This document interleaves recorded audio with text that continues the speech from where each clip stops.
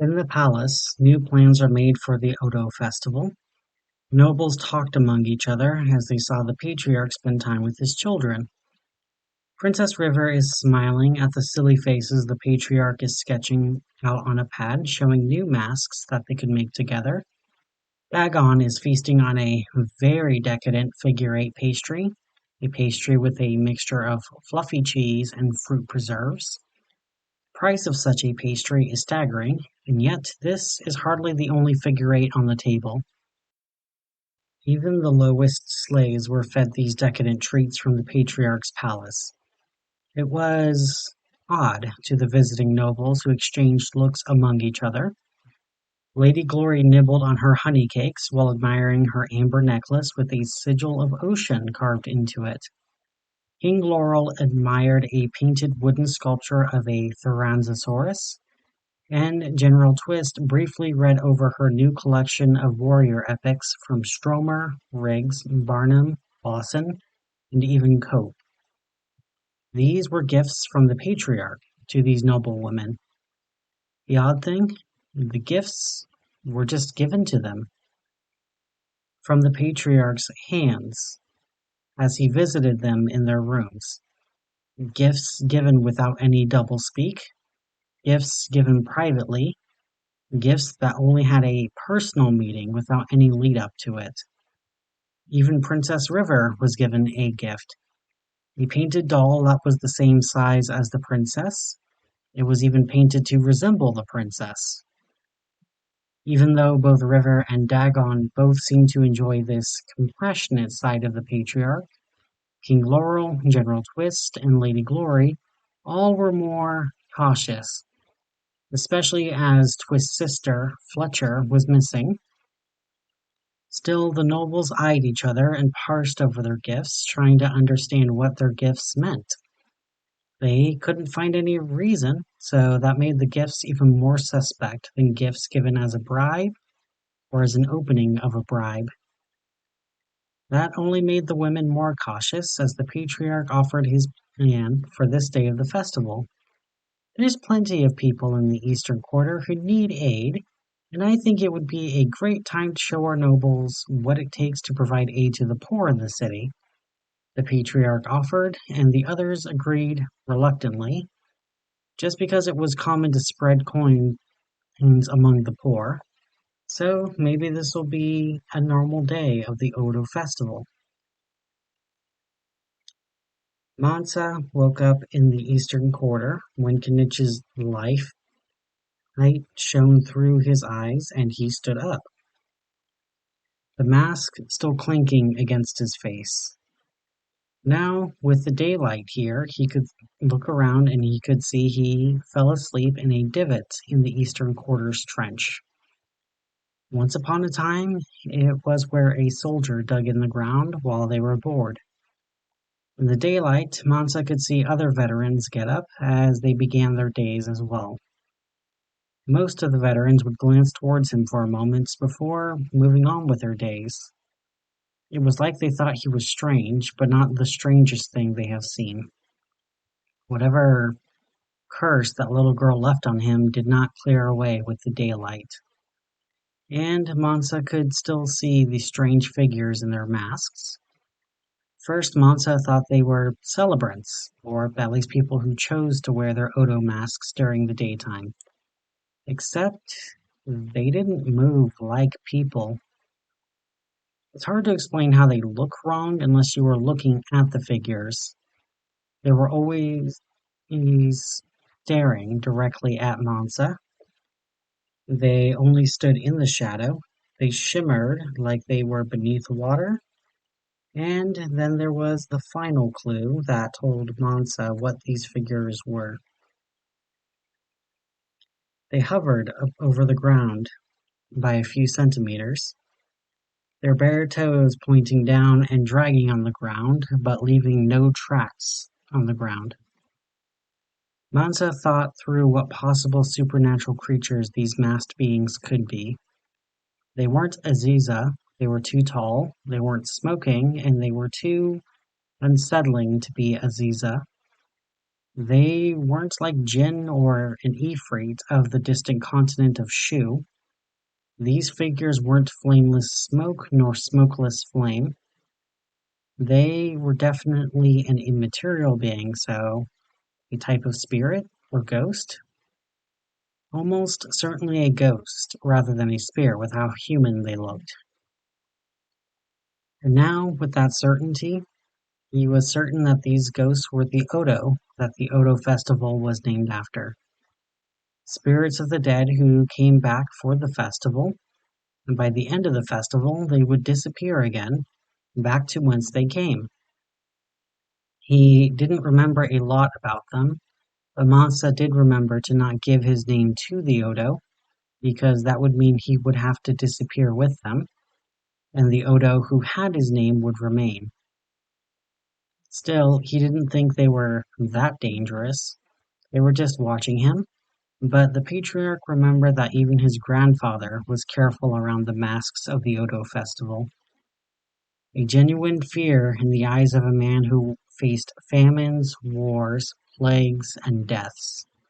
And yet, he feared the Odo.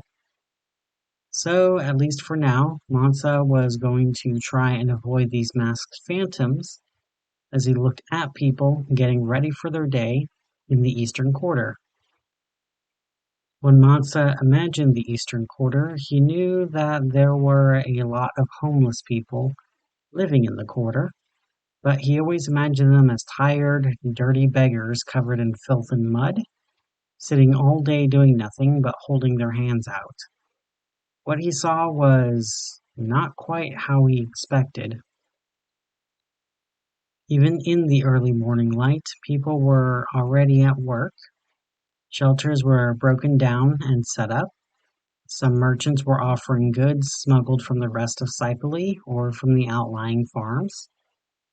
A lot of goods were carried into Sipoli from rivers into the ocean, and the ocean currents carried the boats to the harbor. Some goods still carried over from the outlying farms, which was a surprise to the Patriarch. Something also equally surprising was the amount of people he saw leaving the Eastern Quarter, making their way to the farms, mines, and forges just beyond Sipoli. Mansa watched as they made their way to their day jobs, earning a few kopi, although now Mansa wondered why they lived in the Eastern Quarter. They worked every day. Just because they work every day doesn't mean that they make enough, the one-eyed blacksmith said to Mansa as he turned to the man at the forge. Mansa saw the man was covered in scars, and despite his many rough scars, Mansa noticed the quality of the smith's iron. Scrap iron, rusted swords, even clippings were forged together in new shapes, such as chalices, shields, and plows. Mansa was mesmerized watching the aged blacksmith work as the blacksmith spoke again. I'm glad you enjoy watching my work. It's rare to have one such as yourself admire this part of my work. And I can tell what you're thinking because it's the same thing everyone thinks when they first come to the Eastern Quarter. They expect everyone else to be lazy, and they expect themselves to be the first to work hard enough to dig themselves out of the trenches. There has to be work, and work is plenty. Pay is scarce, however. Most of the farms, mines, and forges use slaves now. Cheaper that way, and they need to work cheaper to make money selling to the oligarchs. Sure, there's a few jobs that need a skill you may possess, but can you work cheaper than free? It gives you very little to bargain with, so they'll work any job they can, just to get paid a little, all in a hope to buy their way into Sipoli, the smith said with a sigh. You don't believe with hard work they can buy their way into Sipoli? Mansa asked the smith, who chuckled again. Could it be done? For some, sure. But again, they're all digging in the same trench, trying to dig their way out. Even if they get out, you know what happens to the ditch? It gets deeper. Precisely. So if one gets out, it makes it harder on everyone else. I don't follow. Shouldn't everyone working together help everyone else out? I said they were all digging in the same trench. Did did I say they were digging together? Imagine, if you will, you're a farmer. You're willing to spend 5 kopee to have someone work on your fields. Someone comes and asks to get paid 5 kopee to work your fields. So someone else comes by and also asks to work those same fields. You tell them you already have someone working those fields for 5 kopee. The newcomer is desperate to be paid anything, since something is better than nothing. So they'll say they'll do it for 3. So you tell them to come by tomorrow for work. The next day you have someone working the fields for 3 kopee, and the one before who worked for 5 is still desperate for work, but they cannot work, so they leave hungry. And yet another newcomer comes by, and they tell you they'll work for 1 kopee. So by the third day you have someone else working in your fields for 1 kopee, barely getting paid at all, and you have 2 others who have no work, who have no coin, and who have no prospect of a job, because someone else is willing to work cheaper than them. And how long do you think it takes to save when you're getting paid 1 kopee per day? How many jobs out there do you think will pay less just because they can? Wouldn't you? The smith asked the patriarch, who shook his head and his mask clattered. I would never pay someone less than their worth, even if they were asking for less. If it's 5 kopee of work, I will pay 5 kopee. Whether they ask for 10, 5, 1, or none, Mansa told the smith, who finally focused on the man in the mask, his single eye tired and weary. Yet for a moment they looked proud of Mansa before turning back to his work. You really would, wouldn't you? Interesting. I see you're struggling with your mask. I can break the chain that holds it, but I do have a task I need you to do for me, the blacksmith asked as Mansa nodded. Let me know what the task is first before I agree to it, Mansa said, knowing better than to simply agree, especially with someone like this, who he just realized that the Odo did not wait in this man's shadow when they followed everyone else. Whatever he was, the dead feared him, so Mansa wanted to be cautious. Others are gathering iron for me at a depot about 500 meters that way, the smith said, pointing down the curve of a trench. I need someone with a strong back to bring the iron here for me. I struggle to walk, and everyone else who works for me is just gathering the iron. Bring me the iron so I can work on it. Let's say you can work until Kinich touches the horizon. You can break your fast at noon, and when your task is done, I will remove your mask from your face, the smith said to the patriarch, who then asked, What is to stop me from ordering you to remove my mask now? The son of Mason asked the blacksmith, who turned to him again, this time rage in his single eye, and the Suchomimus at his feet growled, a beast that Mansa did not notice until this moment. What is to stop you? Nothing more valuable than your honor, and nothing more dangerous than my rage, the smith said as Mansa nodded. He had fought Suchomimus before, but this one looked dangerous, like it held death itself in its claws and teeth. At his nod, the smith and Suchomimus both calmed, but the patriarch did not like the way the dinosaur stared at him. What if I finish my task before Kinich sets? He asked the blacksmith, who chuckled for a moment before he realized that Mansa was serious. You are serious? You believe you can carry all of the iron before Kinset? I will tell you what, if you can carry all of the iron by yourself before Kinset, and I will craft you an axe from a fallen star that can cut down even a god. However, if you do not finish before Kinset, I will still remove your mask, the smith said as he turned back to his forge, and Mansa turned to his cart. A short, squat wood and steel carriage designed to be pulled and pushed, not too dissimilar from what was used during the Unification War. Mansa grabbed the rope behind him as he pulled the cart down the trench that the blacksmith pointed down, as he smelled the familiar wood of the cart. Back during the war, these carts were usually pulled by great beasts who could carry tons of weapons, supplies, and even paperwork that kept wars afloat. It was a big part of the reason Mansa went from a prince of a small city to the patriarch of the continent. Pretty much everyone else depended on soldiers carrying their own supplies for the day, or sometimes they had another person carrying supplies.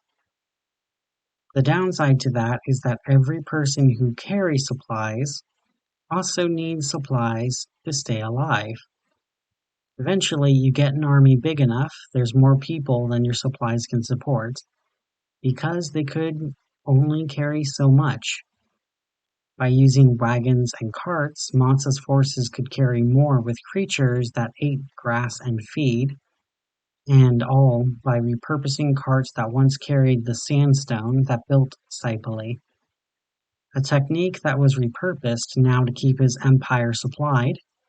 It was now repurposed for him to carry iron to a blacksmith. When he made it to the pile of gathered iron, Mansa was surprised by the quality of the iron.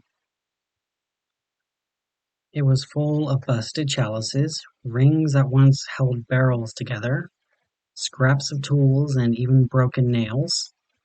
A lot of it rusted and red as Mansa put on the leather gloves in the cart as he picked up the pieces one by one. Even with his great strength and durability, rusty iron could easily kill heroes, and Mansa was wise enough to know he was mortal. He did get a chance to examine his hands before he put on the gloves. His nails were longer and sharper than they should have been. They resembled the claws of a beast, and his hands were calloused again, like they were during the Unification. He had a few years free of the sword and spear, so his hands had a chance to soften again. Yet they hardened again last night as he put his gloves on and he loaded his cart. The first load on the cart stood taller than him as he grabbed the rope again and he pulled the cart back to the blacksmith. Even with the wheels on the cart, it was heavy, and he felt like he carried the world on his back as he pulled the iron behind him. As he pulled, he saw the Odo stare at him from the shadows, and people on their way to their daily tasks paused to watch the proud patriarch pull iron like an ass. Still, the patriarch felt a twinge of pride in what he pulled as he pulled the cart to where the blacksmith worked. The smith pointed at a large box behind him, a box built into the ground that also had iron scraps in it. As the patriarch began to dump the iron into the ground, soon filling it to just beneath the surface, as the blacksmith grabbed a piece to dump into the forge. "Fetch more," the smith told Mansa, who pulled the cart back to where the iron was collected. By the time he made it back, the iron was piled back up to where it was previously. This time, it had a lot more broken hammerheads, knife blades, twisted tools, and half-melted anvils, as the patriarch began to load up his cart again. Again, most of the metal was splashed with rust as he loaded the cart up, and he began his trek back to the blacksmith. When he made his way back, the box that was once full of iron scraps was nearly empty again. Mansa would have thought it was a trick, iron being returned to the pile as a test in futility. if not for the fact that the blacksmith had forged many new tools, rings, and nails. His pile of forged items was a lot larger now, so clearly the blacksmith was making something out of what Mansa carried to him. Fetch more, the smith told Mansa, who turned back to where he was, and so his task carried on for the day. Every hour dripped by far too slowly. Every second felt like a full day as Kanich sluggishly crawled across the sky. Mansa filled his cart with nails, tools, broken anvils, dull swords, shattered shields, and many different scraps of iron in his cart. All of it was iron, the wood, leather, copper, or any other material removed before it was placed on the pile. A small mercy, but one he was thankful for. As his day continued, he noticed that more and more of the iron was armor, crests, and weapons, and less nails and hammers. Still, he had to carry the iron back to the smith, who was also hard at work the entire time that Mansa worked. Still, even as he tried to focus on his task, he couldn't help but notice that there was quite a large crowd of people watching him pull the iron. A lot of them living, a lot of them dead, but they avoided speaking with him.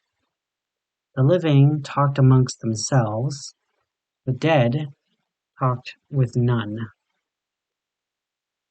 This time, as Mansa dumped another ton of iron into the pit, he looked up at the star above, as it was still not noon. This time, though, the blacksmith, instead of telling Mansa to fetch more, turned to the royal and clapped his hands together. "Why don't we rest for a few minutes? Get something to drink," the blacksmith said as he grabbed a dipper in a nearby pot as he lifted the dipper to his mouth, and he drank the water inside of the clay pot first.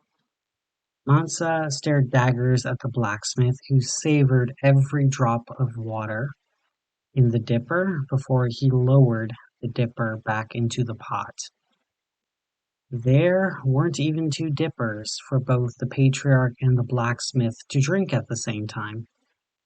The old man's single eye stared back at the patriarch as he drank the water, and he lowered the dipper back to the pot. His eye kept in contact with the patriarch as he stood rigid still, only his hand moving to get water. A warrior stance, one who instinctively knew it was better to bring water up to their mouth so they could watch for danger, instead of bringing themselves down to the water. This blacksmith was someone who had fought in war before, and who, even now, had sharp instincts. And it was only this fact that stayed the patriarch's hand as the blacksmith lifted the dipper to his own lips again, drinking while Mansa went thirsty.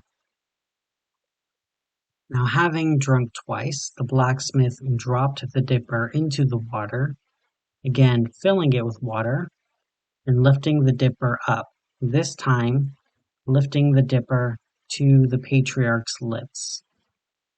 Like the patriarch, the hero of Stromer, unifier of four kingdoms, son of Mason, was a simple child, one not smart enough to water himself.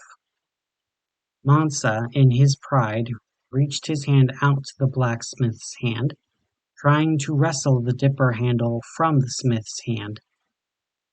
Despite his greatest effort, he couldn't get the dipper to budge a millimeter, and the blacksmith did not notice Mansa's efforts. The dipper lifted to the patriarch's lip. Now thirsty, With water just in front of him, he now had to ask if his pride was more important or his thirst. Mansa glanced into the eye of the warrior in front of him as he shook his head, and he grabbed the rope of his cart, and he called back to the blacksmith. "I'm not that thirsty," he told the veteran of all wars, who shrugged and drank the dipper himself as Mansa went back to his task, his pride stronger than his thirst. This time he was certain the blacksmith was playing a joke on him in some form. Every time he returned with the next cart full of iron, he caught the blacksmith drinking from the dipper, his eye connecting with Mansa's as Mansa continued his job. He knew he would be thirsty, but surely he wouldn't die of thirst in one day. Would he? An hour later, though, Mansa was the thirstiest he had ever been in his life. He stopped sweating because he no longer had enough water in his body to sweat out. He passed by the Suchomimus and saw it lap at its water bowl, and Mansa actually found himself jealous of that beast. He was jealous of a fucking pet. All because the pet of a homeless blacksmith had water, and he, Patriarch of Stromer, didn't. All because of his pride. In that moment, when he unloaded his cart into the crate, he sighed and he squeaked out to the blacksmith. "May I have some water?" he said in a hoarse voice that he could not recognize as his own. He felt like a beggar asking for water. He did not even ask the poorest beggar to ask for water in his palace. Water was freely given, and there were fountains all over the city to provide clean water to all. He was certain he was better than this, and yet here he was begging for water, all because the person before him did not have the generosity that he gave freely. His pride bled in his chest as the blacksmith simply shrugged. "Sure, in a moment," the smith said before placing down his tools, wiping off his hands as he picked up the dipper, drinking the first sip for himself, and he lowered the dipper to drink again in front of Mansa. Still, Mansa faced the smith like he was war itself, as the smith drank twice before he lowered the dipper again, filling it with water, before he dumped the water out in front of Mansa. At first, Mansa thought it was simple cruelty, until he realized that the smith dumped the water into the Suchomimus's bowl. Mansa wanted to scream. He wanted to strangle the smith in front of him, but he was certain he was not strong enough. He was half crazed with thirst, and he couldn't so much as move the man's hand. He was not strong enough to kill him. Now, with the smith and his companion watered, he lowered the dipper to the water, again lifting it to Mansa's lips, as Mansa greedily drank from the dipper. He nearly spat out the liquid as quickly as he drank it. This wasn't fresh water, it was pasca, vinegar mixed with water, commonly given to soldiers on march and given to slaves at work. It was supposed to hydrate quicker because the vinegar was meant to replace the salt lost in the body, and the water was meant to replace the sweat. It was not nearly as good as wine, beer, rum, or even plain water. But Mansa knew he could drink it, even if it tasted like poison. At this point, poison tasted sweeter than thirst. The first swallow of Pasco drank, he was eager to swallow another dipper full of the sour drink. And instead, the smith dropped the dipper back into the clay pot, now empty of anything worth drinking. "How are you out of water?" he asked the smith, who shrugged. "Because it was all drunk. Honestly, I am more surprised you aren't asking how you are able to drink with the mask's lips like they're your own," the smith said as Mansa realized that he was right. The mask's mouth was made to resemble the mouth of a crocodile, so the mouth of the mask was nearly 10 centimeters from his actual mouth. And yet the dipper was lifted to the mask's snout like it was his mouth, and he could feel the liquid splash through his mouth and tongue. He could feel the dipper on his lips. He patted his hand on his mask, and he only felt wood on his hands, and he could not feel his hand on his lips. Whatever that was, it wasn't happening now, and hopefully it wouldn't happen again. He turned to the smith as he finally asked, "Who are you?" The blacksmith smiled for the first time, many of his teeth mended with metal, showing a lifetime of fights. "I am Ogunn. I already know your name, but I implore you to avoid saying it while in impolite company," the god of war said, referring to the Odo, who watched in the distant shadows, too scared to approach the smith god. "What am I carrying?" the Patriarch asked Ogunn. "Iron. Specifically all of the iron that was dropped because of your war of unification.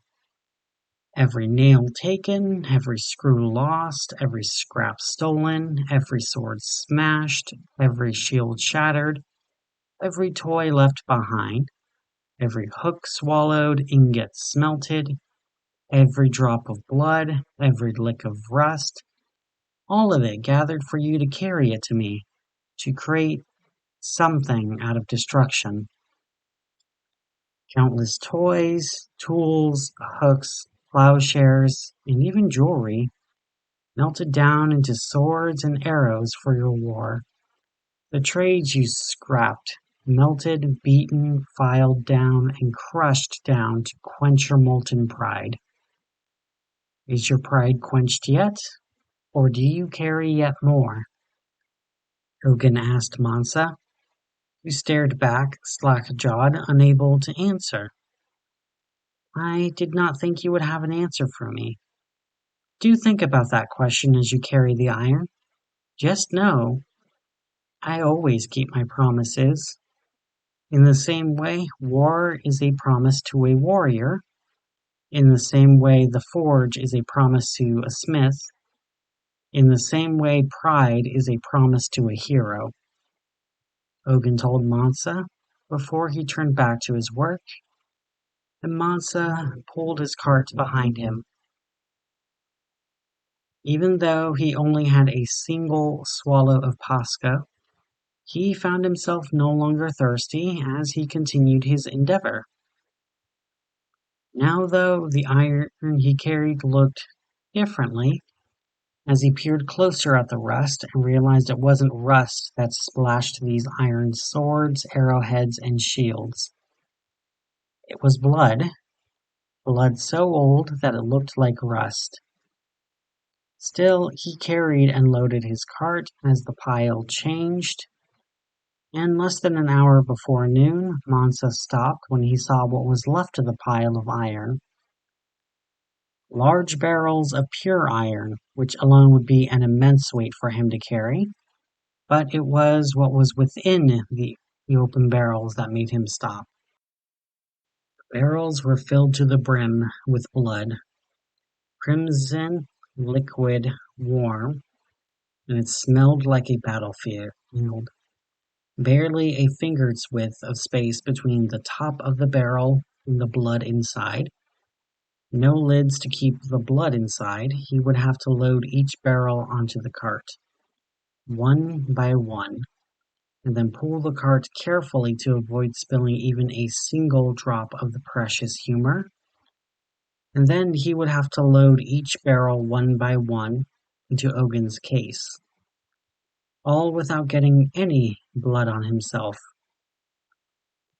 He did not know a way he could carry so much without getting any blood on himself. He would have to get bloody, and he couldn't help but wonder if that was part of the point. He knew that blood contained iron in it. Alchemists were able to extract some iron from it in their experiments. And still, this felt cruel, a cruel reminder of how much blood he shed for unification. As Mansa loaded up the first barrel, huffing and puffing, as he wrapped his arms around the barrel and he loaded the first barrel onto the cart. The barrel itself weighed 205 kilograms, and yet that felt light compared to the blood inside of the barrels. He knew how much these barrels carried, as they were the same size as the wine barrels in his palace. Each one held 159 liters, 159 kilograms, enough blood for 28 adults and more children, and far more infants. And yet, there were dozens of barrels right now, and he was certain there would be more when he came back. As he loaded the cart with half a dozen barrels, he slowly pulled the cart behind him while he felt the gaze of the city on him. Everyone knew, everyone judging him, just by the amount of blood they saw him carry. And yet, even though this was just what everyone saw, it was less than a drop in the barrel as he drew closer to Ogunn's case, where he could place the barrels when the unthinkable happened. He wasn't certain what he pulled his cart over. It could have been a stick, a bit of trash, pebble, or even just a slight rut in the road, but it was enough to jostle the cart, and some of the blood splashed out of the cart and onto Mansa. He could feel the warm splash of blood on his back and arms, as it already began to grow sticky, as it began to clot on his skin.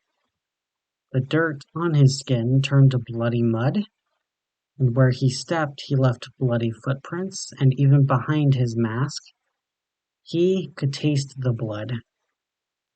Ogunn barely glanced up and pointed down at the box in the ground.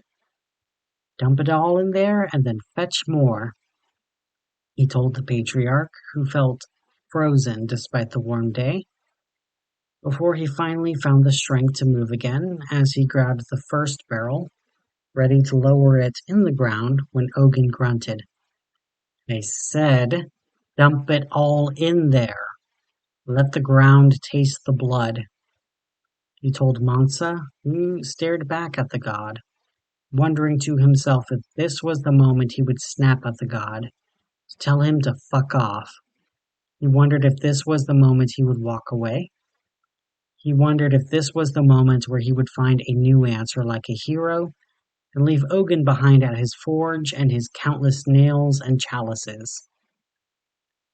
Instead, Mansa found himself tilting the first barrel over, dumping the blood into the case in the ground, blood splashing back in his face and his hands.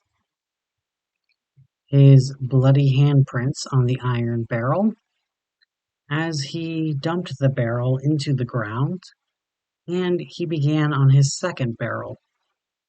Despite everything, and maybe because of everything, he still wanted his mask removed, and he would prove to this prideful god of smiths, war, and iron that he could indeed carry all of his crimes in a single day.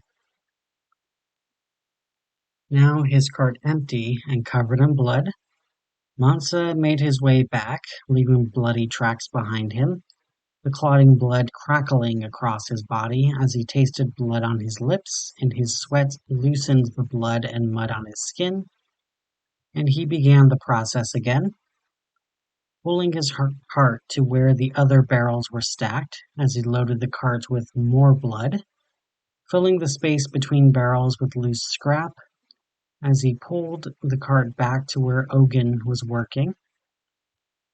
He only became aware of the fact that it was noon when he found Ogunn not at his forge, and he was instead eating roasted vegetables and meat, both roasted off the forge like it was a barbecue.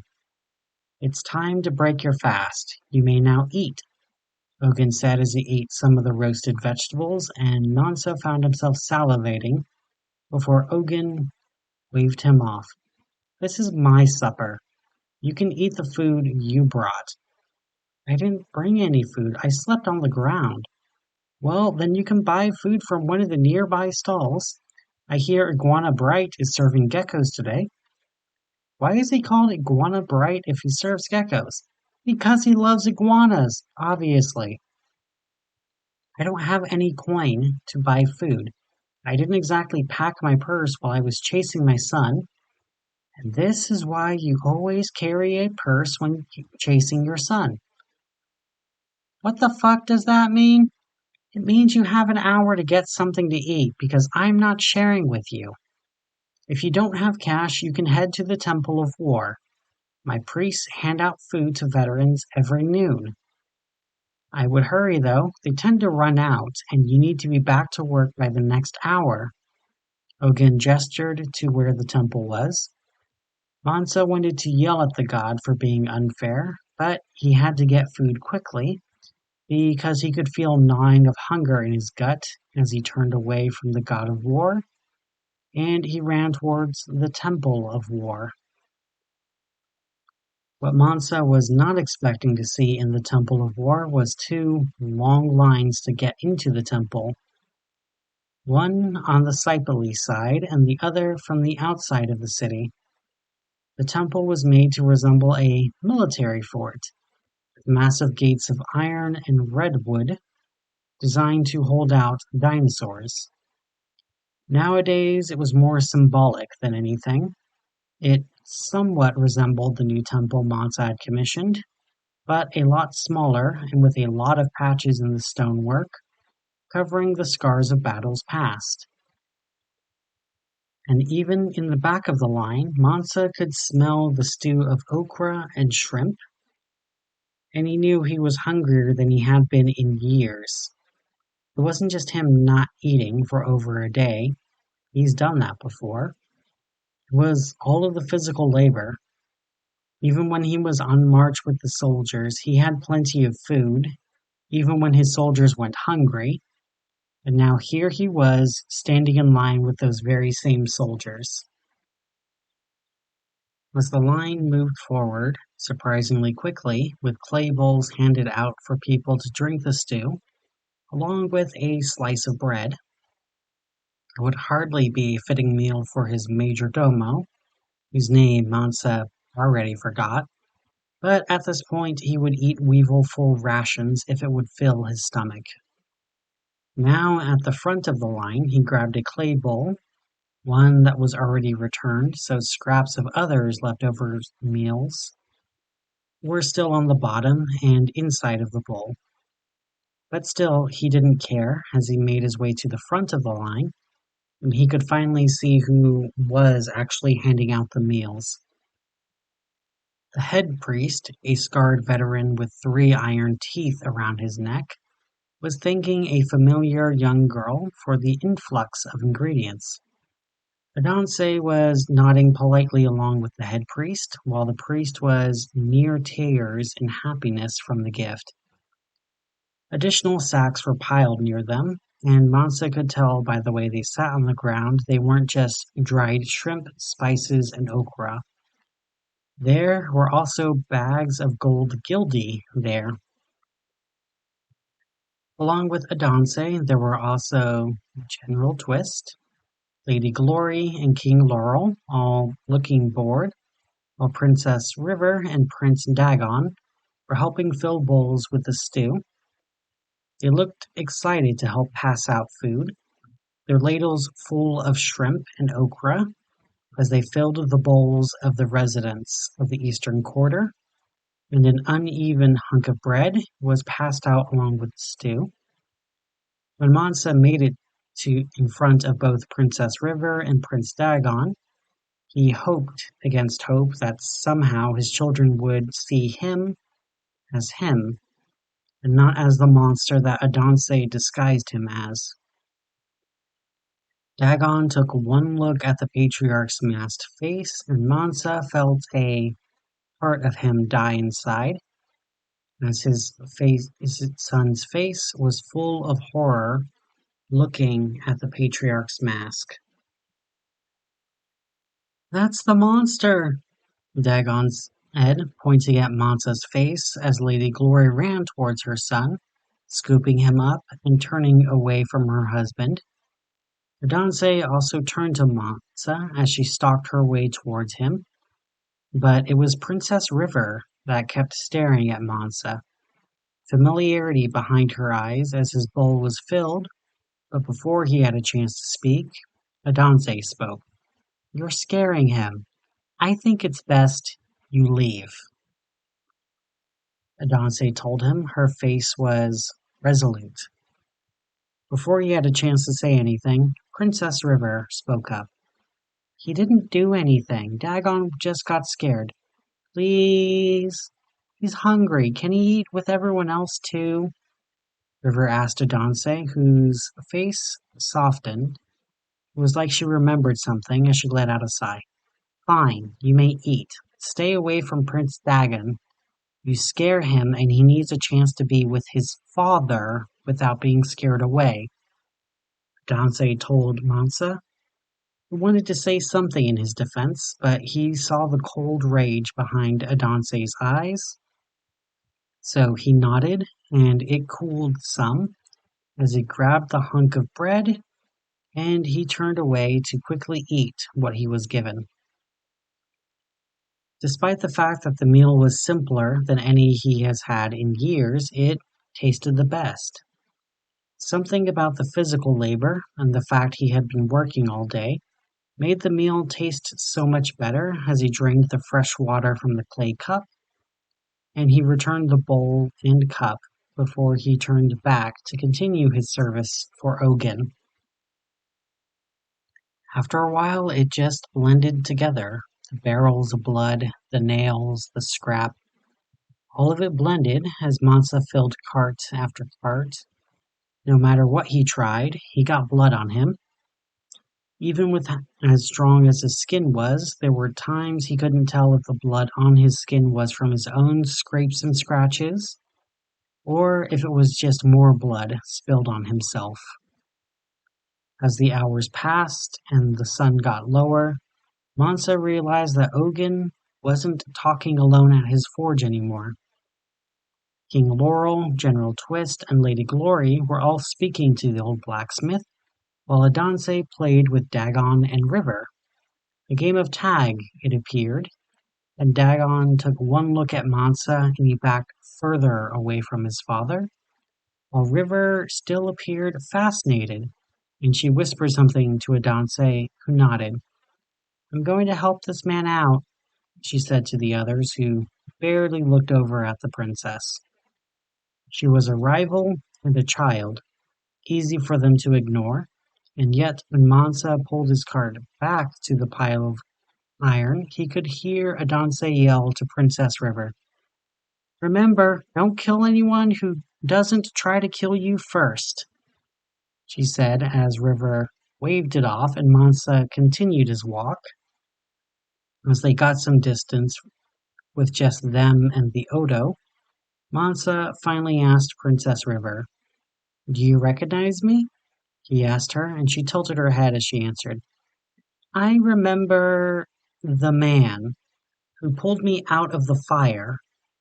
I remember the scars on his arms," she said, pointing at Mansa's arms, which still had the scars from the fire he pulled her out of.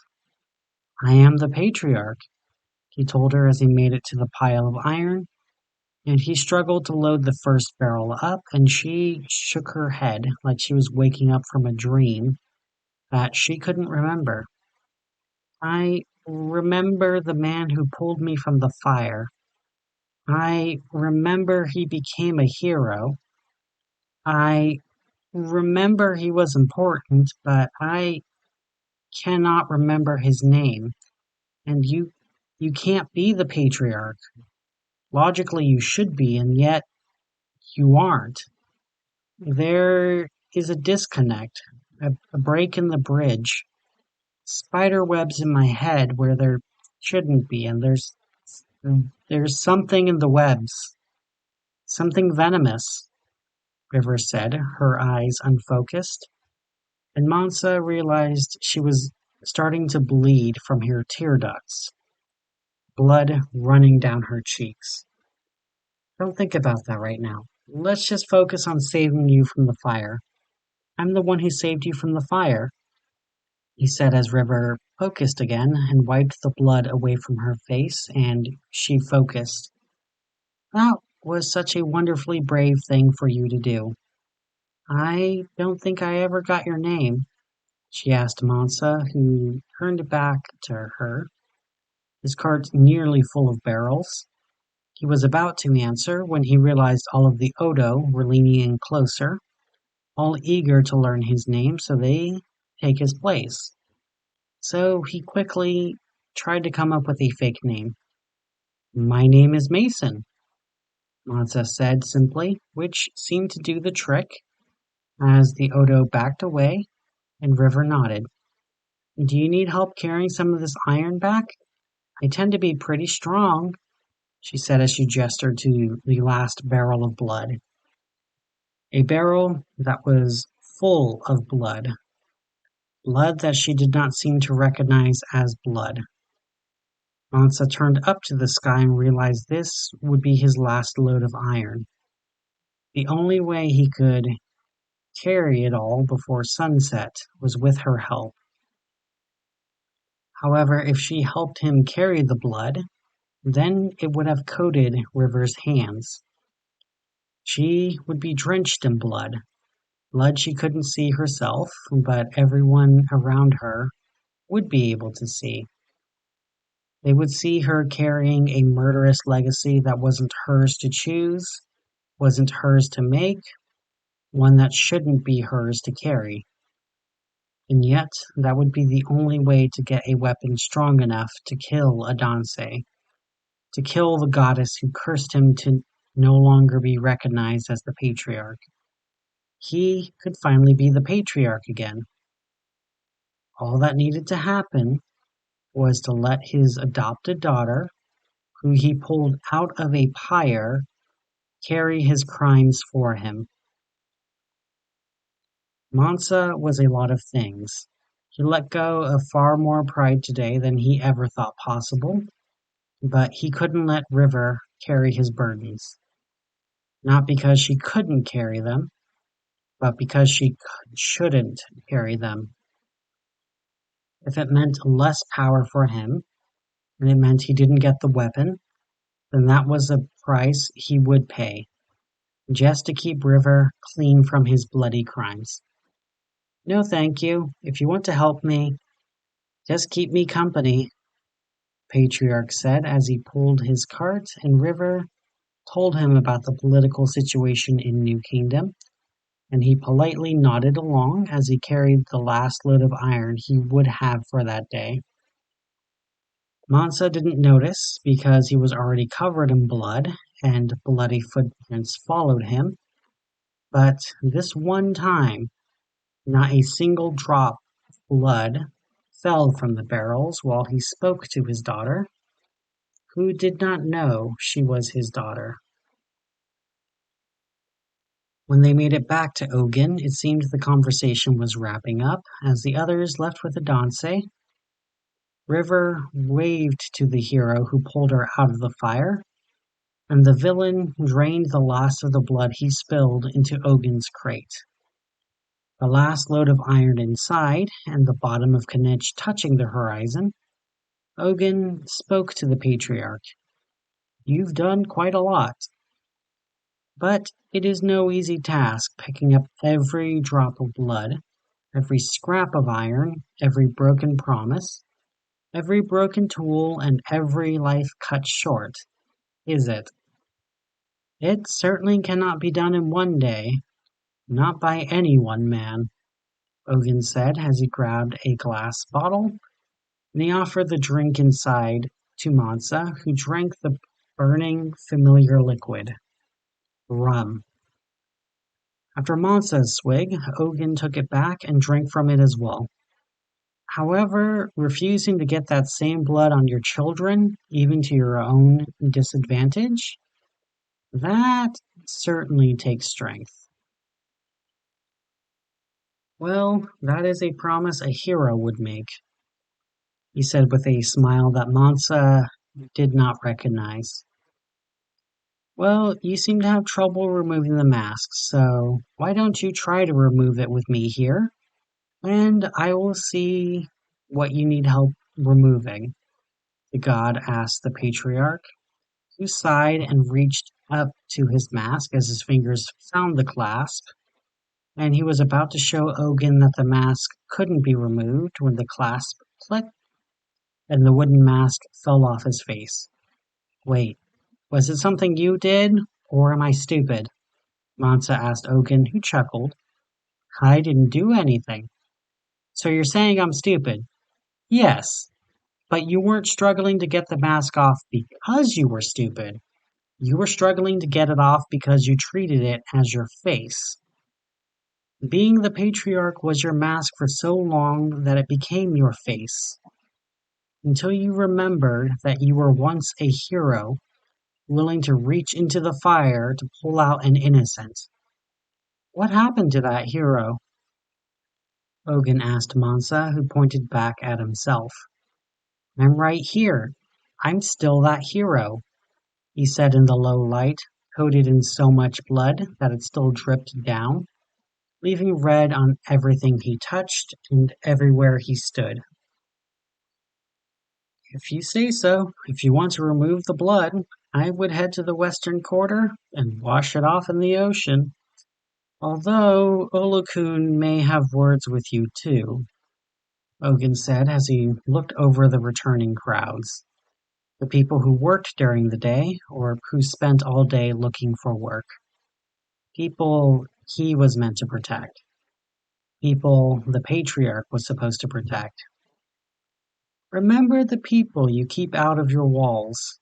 Locking us away doesn't mean we aren't here. No matter how high you build your palace, those who built, bled, and battled for those palace walls aren't the same as those who bought their way inside. You don't just keep them out, you keep me out. And remember how hard you worked today. Now imagine working that every day, the pile never getting smaller, only ever drinking pasca, only eating food that others give you, and only sleeping on dirt. That is the life of those who built your empire. Ask if it's something you want them to continue. Ogunn's eye flashed in the darkness. You clearly are willing to sacrifice for your own pride. However, you don't want blood on your children. So, what makes River better than everyone else here? What makes her better than me? Ogunn asked the man who had no answer.